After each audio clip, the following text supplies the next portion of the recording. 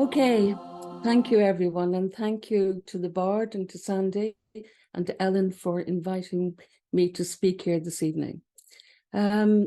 Yes, I have a lot to say, but I think that's also part of the process in terms of what we're talking about, because the other side of when I really felt when I was exploring this material, even though I have lectured on it before in Russia and in Ukraine, but we took maybe 2 days, I gave 2 days of lectures, so there was plenty of time. But I was wondering about another factor, and it is because I think it is difficult to discuss this material.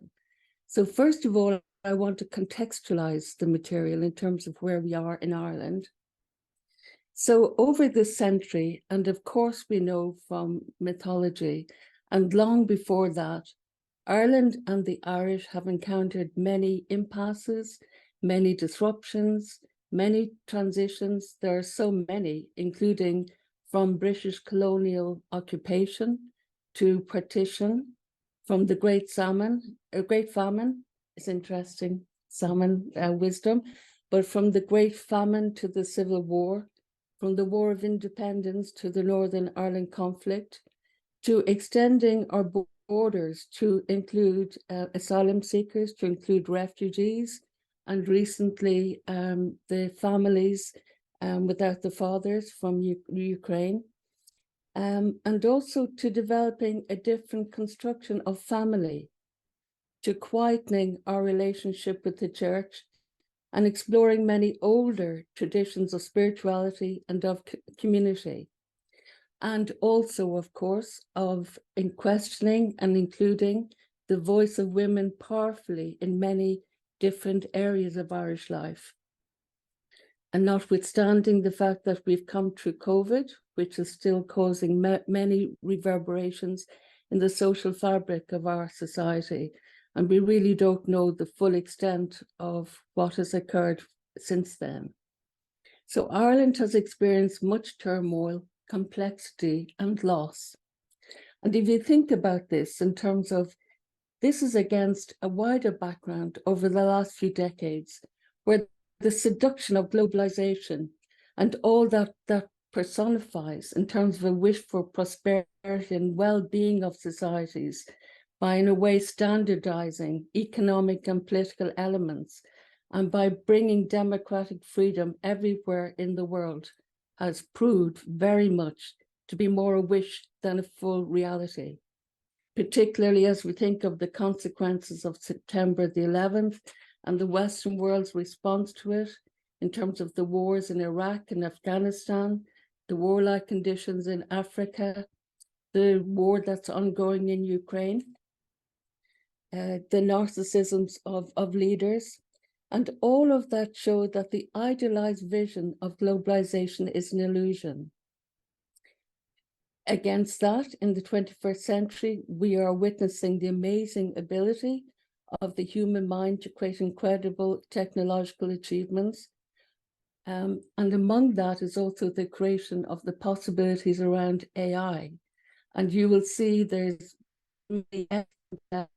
whether, they should cooperate with all the scientific advances, or do people know what it is they're creating? And ethically, should we bring this to a stop? And there's some of the arguments that are going around in relation to that. But one thing that has not changed is the aggressive aspect of human nature. That remains the same. And it is that aggressive aspect and the context in terms of how transgenerational trauma occurs that I want to address to you today. Okay.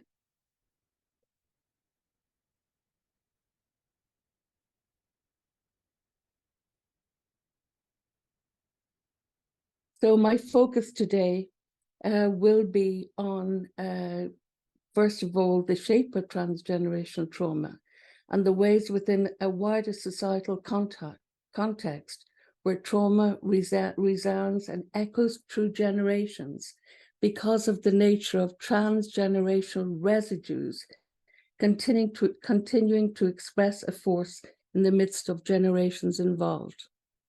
We know from growing psychotherapy and trauma studies, and particularly in terms of epigenetics as well, that transgenerational trauma that is unprocessed in terms of the stress handed on through parents, grandparents, and ancestor finds its way into the mind and bodies of our descendants. This transmission of emotional impact from one generation to the next is thought to be a consequence of occlusion. And what occlusion means is the hiding of shameful oppression, humiliation, and loss. And so long as these feelings remain dissociated, what dissociation means is that there's a certain distance from a person's feelings, from themselves in relationship. As long as these feelings remain dissociated, they will emotionally disturb and unconsciously seep into the inner selves of the next generation. Such feelings are all the more harmful because they can be dissociated and disconnected from memory or meaning. And the process of how that occurs is what I want to address tonight. So my focus tonight will be to explore the nature and dynamics of transgenerational trauma, to have an exploration of it, and also the consequence of it. Now, even though I have a lot of material, we're not going to be able to go too deeply. We can go, I think, really to give you a framework within which to think about these issues, and also to think about how they have resonated and reverberated in your own histories in terms of the stories that you've grown up with.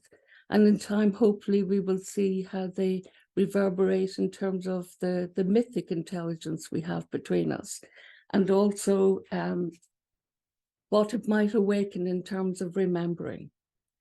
So this will be over 2 nights. Tonight, I'm very much focusing on transgenerational trauma, and the next evening it will be on trauma, but it will be contextualized much more from vignettes from the Civil War and from the Rising and from different trends. But I would like you to have a grasp this evening of the framework within which trauma occurs.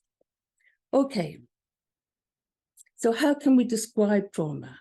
And how can we describe transgenerational trauma? The best way to describe trauma, it's almost a sense of, that you're walking along and you're walking along, enjoying life around you, and then suddenly you have to run very, very fast to get away from a threat.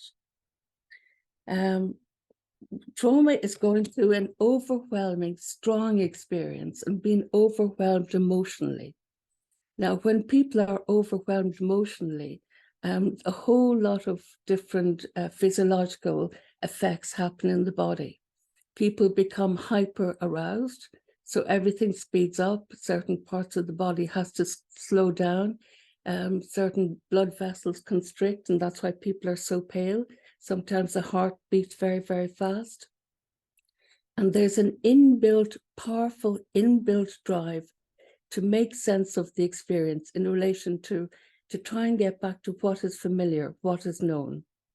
Due to the nature of the traumatic process, this is not possible.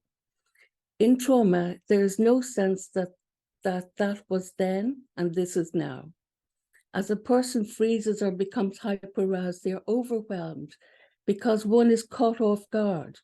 It's almost the result is an inexperienced experience that's not processed in the usual way.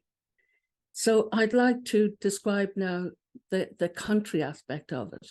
And the first thing that I'd like to look at is what's called the large group and the identity of a large group. And a large group is like a group of people, can be by ethnicity, can be nationality, religion, or political ideology, who can say, like, we are French. So it's a subjective experience in terms of identity of thousands of millions of people. These people in these different large groups are linked by persistent sense of sameness from childhood. And usually when a child gets as far as adolescence, they don't change that large group identity, even though their individual identity might change over time. Each large group identity includes identity markers, which could be abstract signals and signs and actions ranging from body characteristics like Irish red hair, language, and all that belongs to our losing of our language, food like Irish stew, dances, the Irish dance, river dance, and also myths, flags, to images of historical events and past heroes. In a large group setting, a normal degree of alignment or togetherness, a sort of a healthy shared narcissism, attaches to this large group identity and creates a sense of uniqueness in terms of identity markers, and usually makes them a source of pride. And of course, we can ask what myths or what are the markers viewing your own identity, informing your own identity? And what myths have resonances as cultural markers today? I know that is what we are involved in all the time in terms of the resonances of that and where they occur, where the myths occur in our own experience. But just I want you to think about that also in terms of the identity of a large group. Okay, so in terms of trauma and the large group, obviously sometimes there's massive group trauma in terms of like earthquakes or, you know, in terms of some of the aspects of climate change, you know, all the major weather events and other events. But when we talk about a massive large group trauma, we're talking to an injury deliberately inflicted upon a large group by the enemy group. The victimized group, okay, can suffer extreme losses, shame, and humiliation. We talked about shame the last time, as well as helplessness and the inability to assert itself. Members of a massively traumatized group cannot successfully go through a mourning process over their losses, and that is so important, or reverse their shame, humiliation, and helplessness. They cannot assert themselves in socially or politically adaptive ways and may end up internalizing a sense of helpless rage, almost idealizing masochism. Now, sometimes when people talk about the sacrifice and the 1916 rising, there's shades of, is there shades of that masochism there? And we can talk about that again.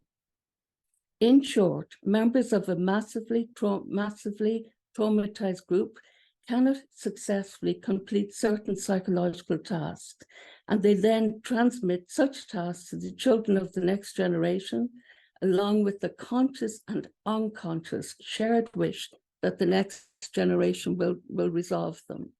After the break, I will discuss in detail how that transmission of transgenerational trauma occurs. But right now, I want to create the frame in terms of what happens in a society when it regresses.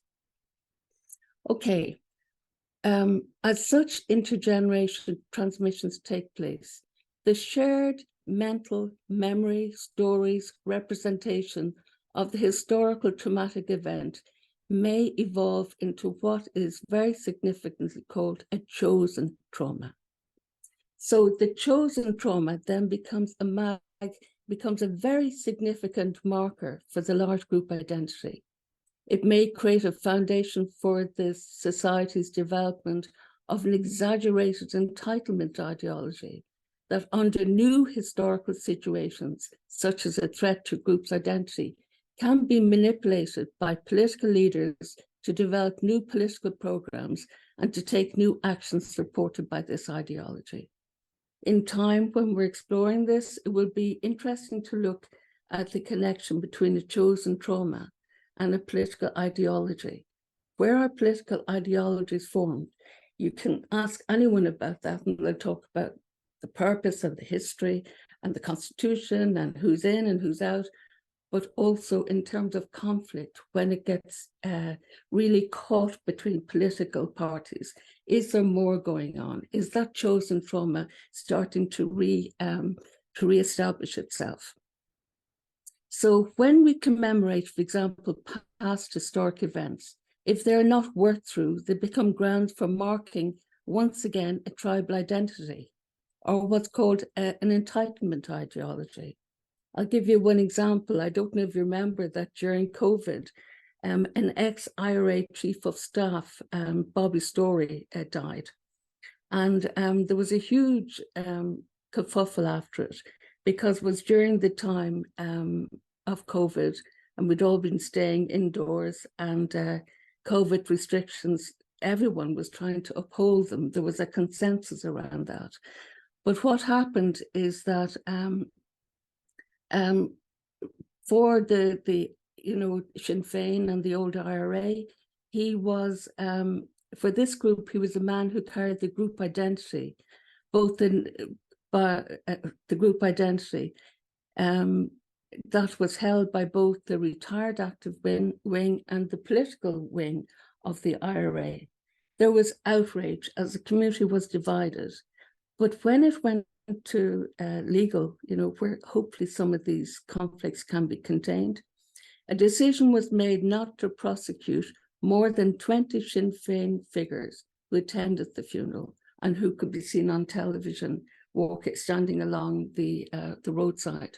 Now, the reason I mentioned that is just to give you a sense of what it's like, when there's a consensus in a society, and yet when something is broken. So I'd like to reiterate again, the descendants of a large group who are traumatized at the hand of enemies usually can utilize the shared story of the traumatizing historical event called a chosen trauma very much to link themselves with each other. And that can be also through telling stories of what happened and embellishing stories. We're a nation of storytellers. And it's not just the embellishing of stories, it's also because there's trauma involved. So when trauma is involved, you don't hear a story with a beginning, a middle, and an end. What you hear, things get caught up in fragments.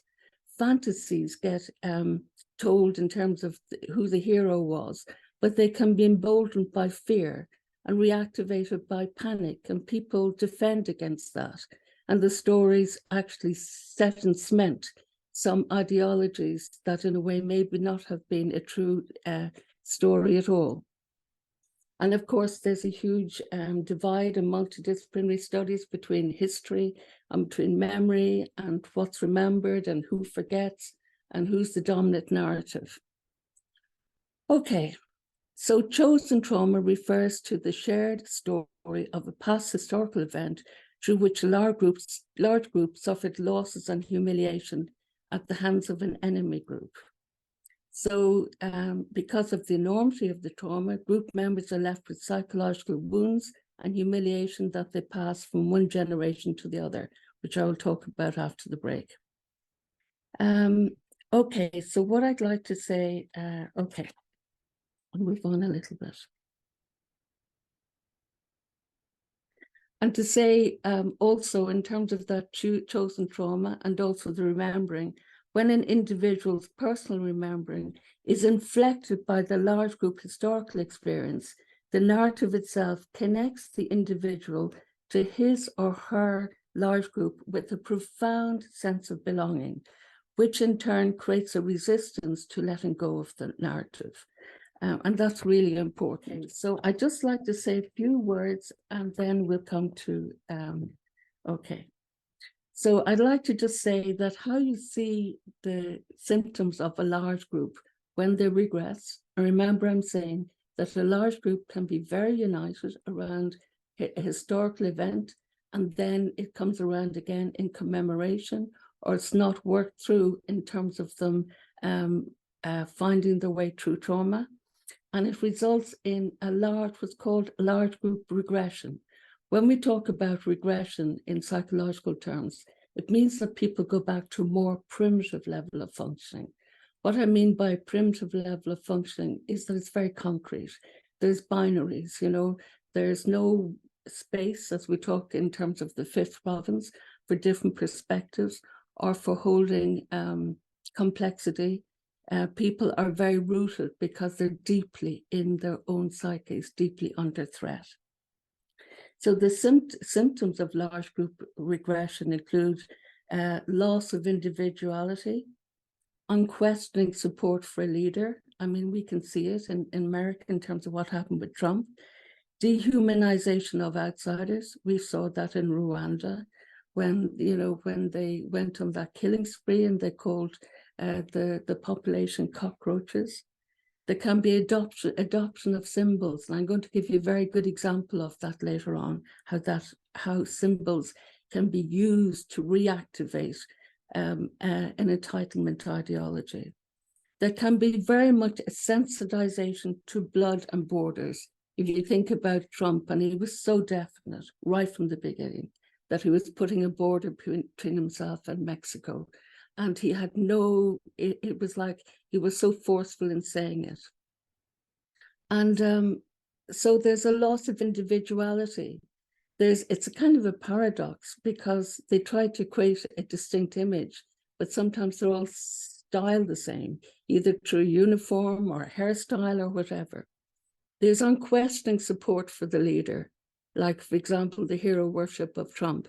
There's dehumanization of outsiders, and how they decide outsiders is usually based on historical trauma.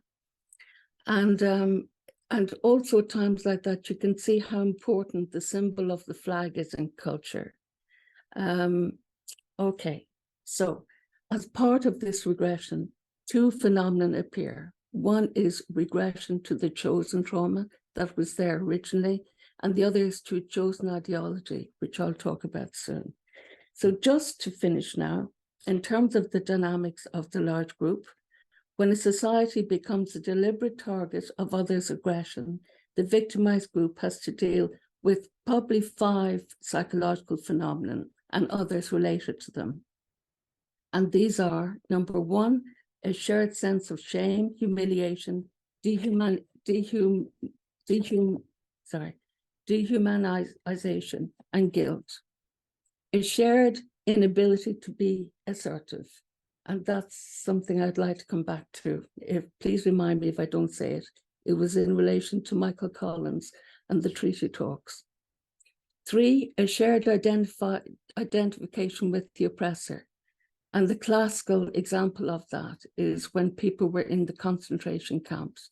The capos, that was the Jews that were put in positions of responsibility, identified with the brutality of the German officers, but they were 10 times worse. 4, a shared difficulty or even an ability to mourn loss. That's very important in terms of how we remember and how we forget. And 5, which I will talk about after the break, a shared transgenerational transmission of trauma. Thank you.